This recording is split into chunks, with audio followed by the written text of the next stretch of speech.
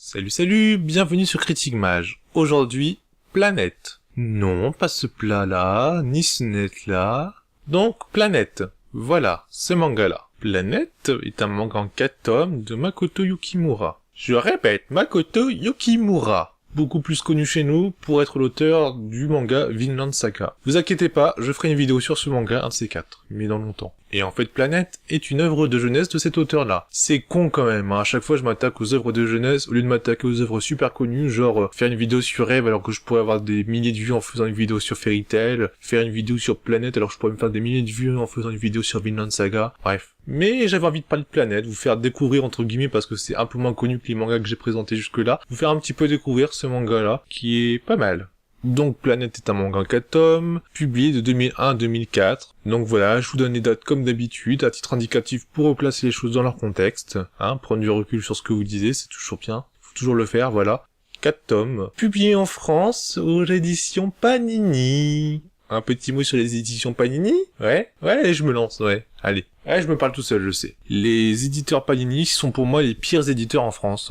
Moi qui achète mes mangas, c'est ce qu'il y a de pire en fait. Bon déjà le papier est pourri, hein, il est tout fin, il ressemble à rien, l'ancrage est pas terrible, les prix sont assez élevés pour la qualité du papier, il a énormément de tomes en rupture, mais surtout en fait, Panini, ils ont chic pour commencer des séries et pas les terminer. C'est genre un manga, voilà, il est en 10 tomes, ils sortent les 3 premiers tomes, on les achète, et ben voilà, la série se retrouve en arrêt de commercialisation, voilà, le reste n'est pas édité, démerdez-vous. Fuck you les lecteurs, fuck you les acheteurs. Et Panini après ils demandent ouais, achetez nos mangas, hein, comme ça, on gagnera plus d'argent et on pourra rééditer ce que vous voulez. Mais c'est pas à nous alors qu'on a aucune garantie de payer leurs mangas. Enfin, d'acheter des mangas pour avoir les mangas qu'on a déjà achetés, enfin c'est n'importe quoi, bref. Ça, plus le fait qu'il y a énormément de tomes en rupture, bon, au moins contrairement à Tonkam, Panini communique, hein. Sur leur page Facebook ils répondent quand même si c'est toujours pas négatif, ils ont au moins la politesse de répondre quand on leur demande si tel manga va sortir, s'ils comptent réimprimer tel manga, au moins ils répondent. N'est-ce pas Tonkam? Enfin, Tonkam, ça n'existe plus maintenant, c'est Delcourt. Et voilà,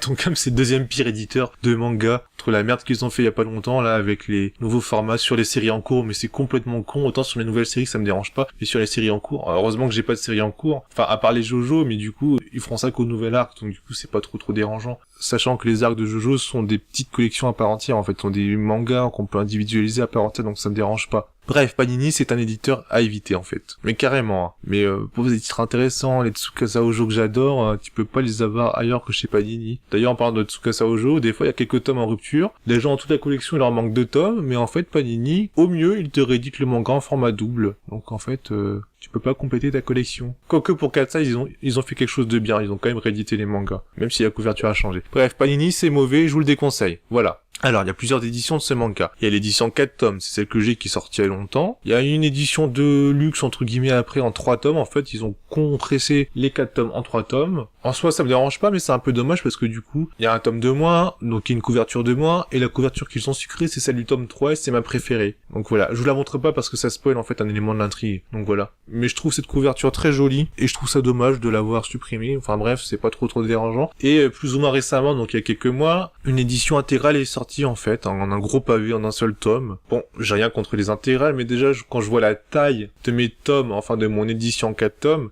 quand je vois la taille des bouquins qui sont quand même assez épais, je pense que le tout condensé en un seul tome, ça doit être un sacré gros pavé, pas agréable à lire. Mais c'est malheureusement la seule édition disponible dans le commerce. Donc voilà, si vous souhaitez lire le manga légalement, l'acheter en neuf, c'est l'édition intégrale qu'il faut acheter. Bon après, fort heureusement, la ressortie du manga a fait diminuer la spéculation, la cote entre guillemets, sur le marché de l'occasion des autres tomes. Donc vous pourrez peut-être acheter en occasion, en plus petit tome, enfin bref, le manga reste le même. À noter qu'il y a des pages couleurs, c'est pas mal, quelques pages couleurs dans le manga. Mais il y a des pages couleurs dans le manga d'origine qui n'ont quand même pas été coloriées, enfin qui ne sont pas éditées en pages couleurs chez Panini. Même s'ils mettent quelques images couleurs quand même. Donc voilà, c'est pas top, c'est Panini, voilà. Alors, après ce gros aparté sur Panini, je vais vous dire de quoi parle Planète. Planète, en fait, ça suit le quotidien d'une équipe de récupération de débris spatiaux. Donc tout ce qui est satellite hors d'usage, reste de fusées à étage, ou plus couramment des petits morceaux issus de la collision des plus gros engins entre eux. Donc voilà, c'est ça l'histoire. Alors, qu'est-ce que j'ai pensé de Planète? C'est pas mal, voilà. C'est pas un indispensable, mais c'est pas mal. Ça se tient. Faut savoir que c'est une œuvre de jeunesse de l'auteur. Il avait, je crois, 23 ans quand il a commencé ce manga à peu près. C'est jeune, hein. Moi, ça me semble jeune. Après, il y a peut-être des mangakas précoces au Japon. Il y en a, j'en suis sûr. Mais c'est jeune, hein. On peut pas être parfait quand on est jeune. Allez, sans plus tarder, on passe à la partie technique.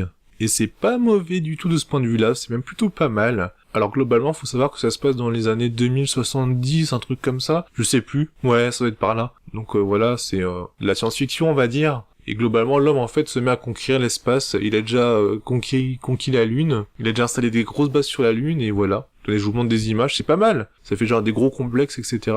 Donc voilà. Tiens, qu'est-ce que vous remarquez sur cette image? On va le faire en mode didactique comme avec Angel Sanctuary. Ouais, elle est pleine, elle est bien remplie, mais avec quoi? Avec des trames, beaucoup de trames. Si tu sais toujours pas ce que c'est une trame, tu vas voir ma vidéo blabla dommage numéro 2. Mais tous les trucs gris là, tout ça c'est des trames. Genre la tronche du bonhomme qui grise, les bâtiments gris, tout ça c'est du tramage, c'est des trames quoi. Donc les planches sont assez chargées en fait. D'un côté c'est pas mal. C'est pas mal parce que ça évite des planches vides, bien qu'il y ait quand même des planches assez vides, genre celle-là là. Voilà, là c'est assez vide ça. Mais c'est pas mal d'avoir des planches bien remplies, mais d'un côté, trop de trames, tu la trames. Trop de remplissage, tu le remplissage. Ouais. Faut trouver le juste milieu. Mais globalement, vu que Planète alterne en fait les deux, c'est pas trop mal. Concernant les dessins, ils sont pas trop mal, hein. Voilà, des fois tu vois des trucs un peu de travers là, tiens, là, je te mets en détail une ligne des yeux là, tiens. Hop, chut. Tu l'as vu celle-là? Ça me semble un peu de traviole. Attends, je vais l'inverser, tiens. Ah ouais, on voit bien.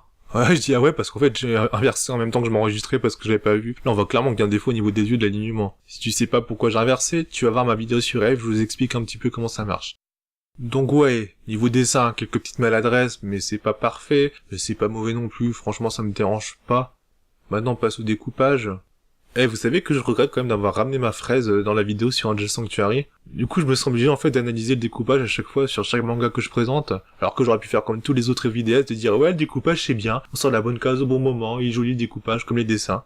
Truc en fait vachement sommaire. Bon bref, le découpage c'est bien. Voilà, je sais pas quoi dire. Il est pas mauvais. On sent qu'il y a quand même l'auteur est assez jeune, je pense. Ça se sent un petit peu. Il y a pour moi quelques petites maladresses, genre sur cette page là, voilà. Genre la case là que je vous montre avec la clope à la main. Pour moi elle apporte rien. C'est la même chose quasiment, sauf qu'il y a la clope à la main. Ça a pas le... Je sais pas. Il y a pas l'effet escompté, l'effet recherché sûrement, en fait. Genre le côté, je sais pas, peut-être on va montrer qu'on est posé avec une clope. Il aurait fallu faire ça en une seule image, par exemple. Ou changer d'angle, montrer le personnage qui fume face à la caméra, un visage de face, ou quelque chose comme ça, parce que là, ça a une petite maladresse. Oh, c'est pas méchant, mais c'est petites maladresses comme ça. Il y a aussi parfois, comme petite maladresse, des petites saccades, en fait. Des micro-ellipses, qui moi me choquent un petit peu, mais bon, voilà, quoi. C'est vraiment chercher la petite bête, parce que je me suis engagé à chercher la petite bête dans le découpage dans ma vidéo sur Angel Sanctuary, quoi. Tenez, je vais vous montrer une page, là. Voilà, on voit les deux bonhommes là qui sont en train de boire du soda, enfin ils sont à côté là, on voit sur la première image, la première case, là. La nana qui ouvre son soda, qui le boit, il parle de planète, là, tu vois une petite planète. Bref, on tourne la page, le mec il fait des grands yeux, la fille elle boit son soda, et elle est super loin. Il y a une petite coupure en fait, une micro-ellipse, elle est passée en fait du banc où elle était assise au distributeur qui est quand même à plusieurs mètres. Donc voilà, c'est une petite coupure, peut-être un petit peu trop saccadée, micro-coupure peut-être un peu rapide. Et voilà, la page d'après, elle se rend compte que le mec est déjà parti, donc voilà, il y a des micro-ellipses.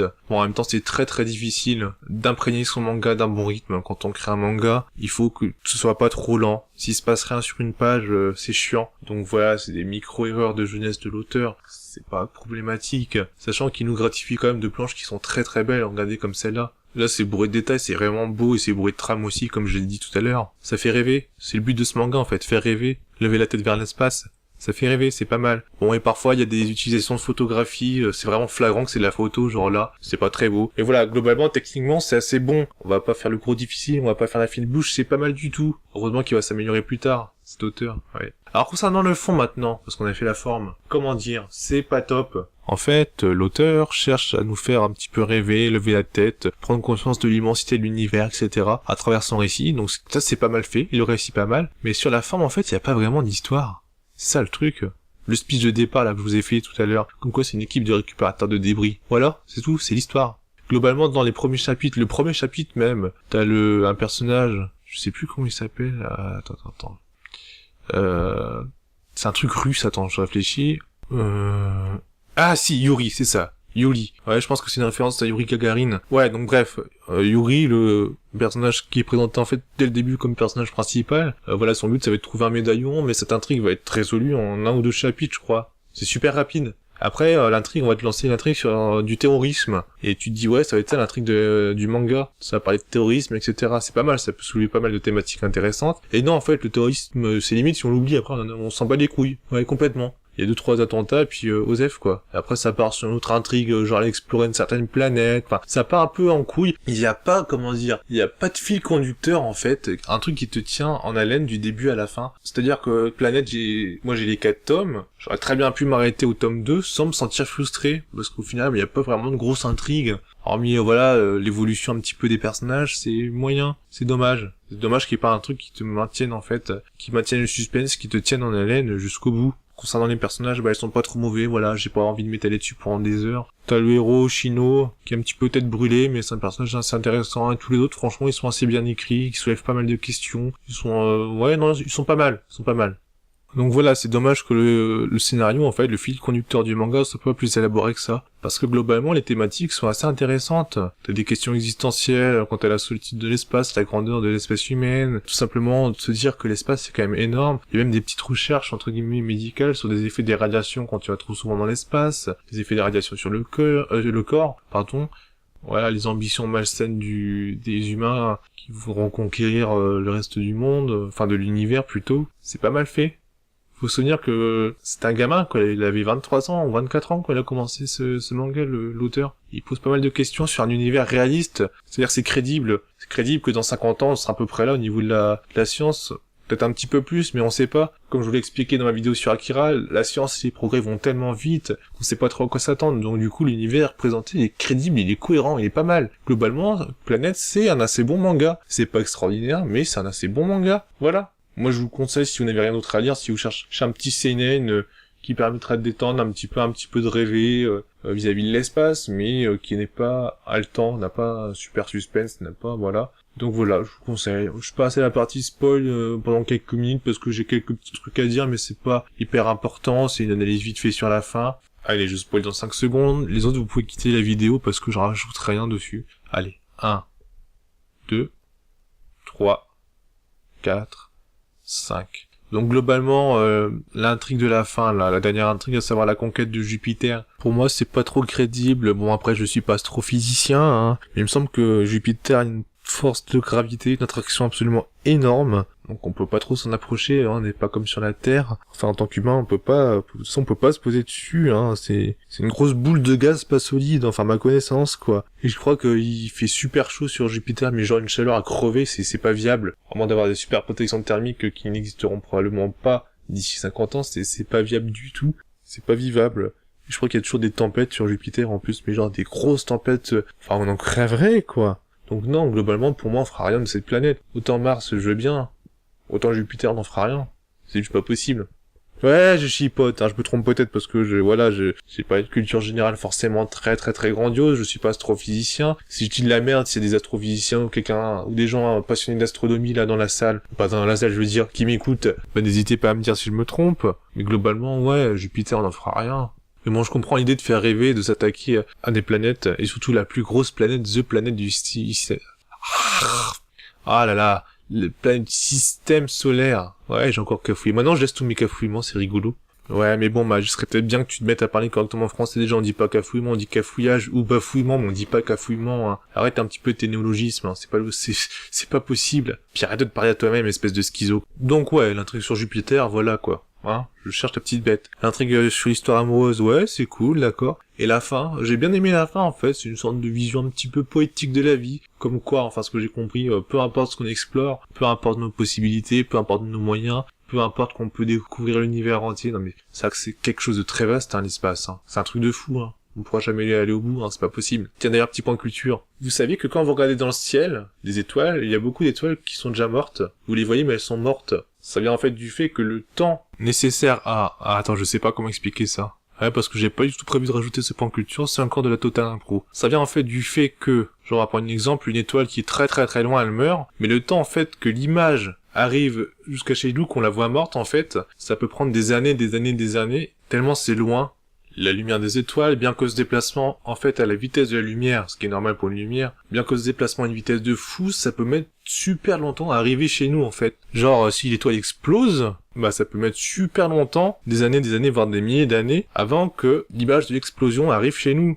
Enfin, que l'étoile soit morte, c'est-à-dire qu'on peut la voir, nous encore aujourd'hui, alors que là où elle est à des millions de kilomètres, bah, elle est déjà morte. Intéressant, hein? J'espère que vous le saviez. Sinon, non, bah vous aurez appris un truc avec mes vidéos. Donc ouais, je reviens au speech du manga. Globalement, ouais, malgré tout ce qu'on aura pu faire, la grandeur de l'univers, l'exploration, la conquête de la Lune, la conquête de Mars, et puis on pourra, je pense, aller encore plus loin. Moi, je pense d'ailleurs que d'ici quelques centaines d'années, on ira conquérir d'autres planètes, parce que la Terre sera tellement bousillée, enfin voilà, on sera déjà mort, mais la Terre sera tellement bousillée que les hommes, dans leur avancée technologique et scientifique de fou, ils vont aller explorer et conquérir d'autres planètes. C'est un truc de fou. Mais ouais, malgré tout ça, qu'est-ce qui est important dans nos vies? C'est pas la grandeur de l'univers, c'est la grandeur de l'âme, et c'est quoi la force la plus importante, ce qui nous maintient tous, etc. Bah, c'est l'amour. Et ça, je trouve ça beau. Ouais, parce que l'amour, c'est une source d'énergie intarissable, inépuisable. C'est une source d'énergie infinie. Par amour, on peut déplacer des montagnes, on peut se surpasser dans tous les domaines, c'est quelque chose de fou. Et je trouve ça pas mal que ce mec, Yukimura, a même pas la trentaine, il nous parle de ça, c'est pas mal. Ça reflète un petit peu son intelligence. Donc voilà. Globalement, bon, c'est un peu gnangnan, ça paraît un peu cucu, mais moi j'aime bien, c'est un message intéressant. Pour moi, la force de l'amour, y a pas plus grand. Quoique peut-être la force de la haine, vous direz mon copain Itachi. Ouais. Ouais, mais la meilleure force bénéfique, hein, c'est l'amour, voilà. L'amour, on peut soulever des montagnes pour l'être aimé, ou pour ses enfants, pour ses frères, sœurs, parents. C'est beau, l'amour. La seule chose de belle qui nous reste dans ce monde de merde, ouais. Ouais. Bref, voilà, j'ai pas d'autre chose à dire. Concernant ce manga, Planète, c'est pas mal, c'est bien.